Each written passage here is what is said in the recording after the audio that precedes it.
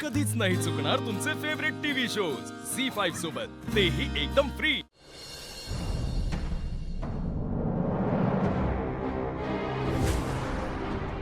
पारू, तू अशी घाबरल्यासारखी का दिसतेस? भाऊ मी तिकडं मंदिरात। तू देवळात कशा करता गेलीस? बा जे नको व्हायला पाहिजे ना तेच घडलं बघ। आता काय घडलंय ते सांग। बा मी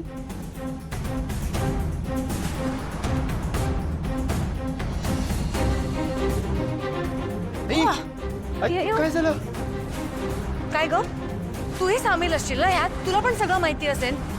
कुणी उठावं आणि कसंही वागायला ही काय धर्मशाळा नाहीये। प्रत्येकाला त्याच्या त्याच्या चुकीची शिक्षा ही मिळणारच। अरे बापरे, बा देवी आई लई चिडल्यात।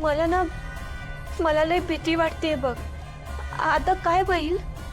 काय होणार आहे? चूक तर झाली, हा? चूक नाही, महापाप घडले, महापाप।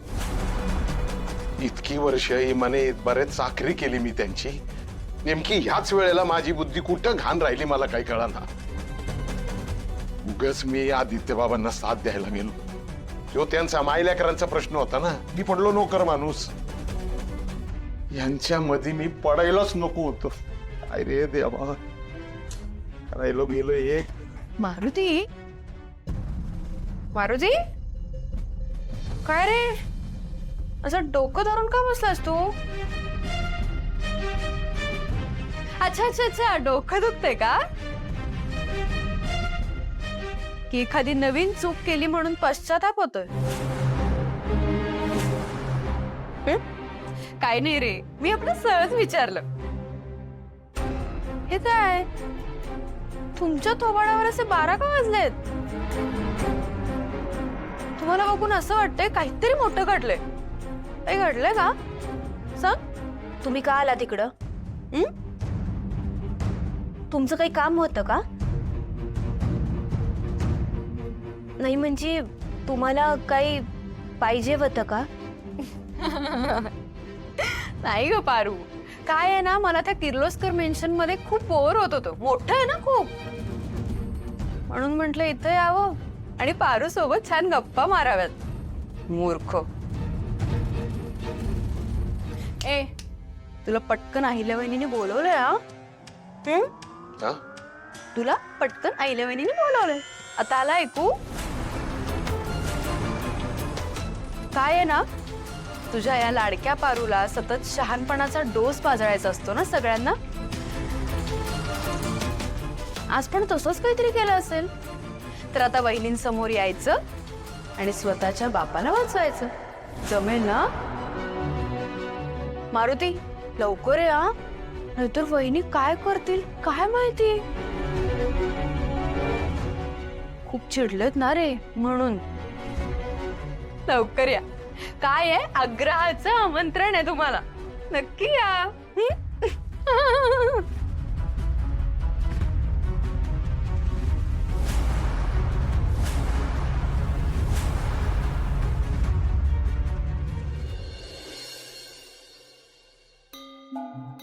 आत्ता आलीस तू इथे? का आलीस? तुझं ओके चालू आहे ना एकदम तिकडे सगळं? माझे काय पडली असेल आता तुला? जा तुझे हॅपी लाईफ एन्जॉय कर तू। लग्न जमलं ना, मग जा तुझ्या सुखी संसाराची स्वप्न बघत बस तिकडे। जा जा जा, इथे थांबून तुझा टाइम वेस्ट नको करूस, जा जा ना। का बोलतेस असं? नाही म्हणजे तुला मला बोलून जर बरं वाटत असेल तर तू बोल, मी ऐकून घेईन। पण तुला खरंच वाटतं का मला हे सगळं करून आनंद होत आहे?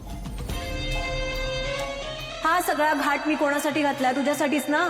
माझ्यासाठी असतं ना तर मला या घाणेरड्या जागेतून बाहेर काढण्यासाठी काहीतरी प्रयत्न केले असतेस तू। मग मी प्रयत्न करत नाहीये का दिशा?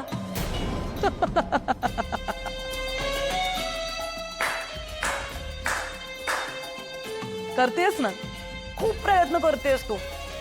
तुझे सगळे प्रयत्न पोहोचतायत माझ्यापर्यंत. मला असं समजलं की तू त्या आदित्यसोबत शूट केलंस. नवीन नवरीसारखी नटली होतीस म्हणे. मज्जा आली असेल ना एकदम. हे तू त्या आदित्यच्या प्रेमात वगैरे पडलीस का? काय सांगावं बाबा, पडली पण असशील. म्हणून तर तुला त्या गुलाबी स्वप्नातून बाहेर येऊन मला भेटायला वेळच मिळाला नसेल. पण एक गोष्ट लक्षात ठेव, त्या अहिल्या देवी किर्लोस्करच्या घरात जोपर्यंत ती पारू आहे ना, तोपर्यंत तुझा एकही प्लॅन सक्सेसफुल नाही होऊन देणार. तू तिथलं सगळं हँडल करू शकशील, सगळं. पण त्या सर्वंट पारूसाठी मीच पाहिजे. तू आता एक काम लवकर कर. तू मला आधी इथून पटकन बाहेर काढ. मग बघ. तुला धीर धरावा लागेल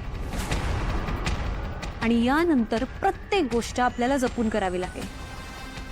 मला ना थोडा वेळ दे.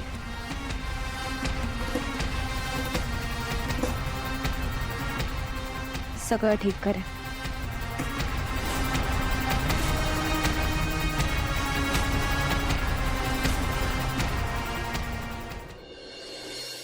मारुती, तू इथे किती वर्ष काम करतोयस? 31 वर्ष. किर्लोस्कर घराणं, किर्लोस्कर कंपनी बद्दल तुझे काय विचार आहेत? तुम्ही माझ्याकरता देवमानचा आहात. आणि तुझी तुझ्या देवावर, तुझ्या कामावर श्रद्धा आहे, बरोबर? हा. इतक्या वर्षात तू आमच्यावरची निष्ठा वेळोवेळी सिद्ध केली आहेस मारुती. जग इकडचं तिकडे होईल, पण मारुती बदलणार नाही ही खात्री होती. मारुती आपल्या तत्वांवरून, आपल्या निष्ठेवरून कधी हलणार नाही याची गॅरंटी होती. पण आज तू तो विश्वास मोडलायस मारुती. आज मला न सांगता परस्पर माझी गाडी दुसऱ्याला चालवायला देऊन तू खूप मोठी चूक केलीयस. नाही, तुमचं म्हणणं बरोबर आहे मॅडम. भलेही माझा हेतू काही का असेना, पण मालकांना न विचारता त्यांची गाडी दुसऱ्याला देणं हे चुकीचंच आहे. मग भलेही तो मालकांचा मुलगा असला तरी चालेल.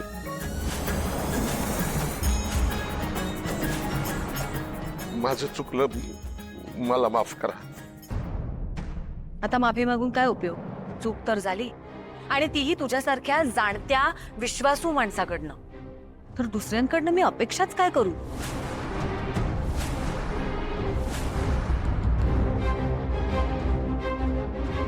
इथून पुढे मारुती माझी गाडी चालवणार नाही.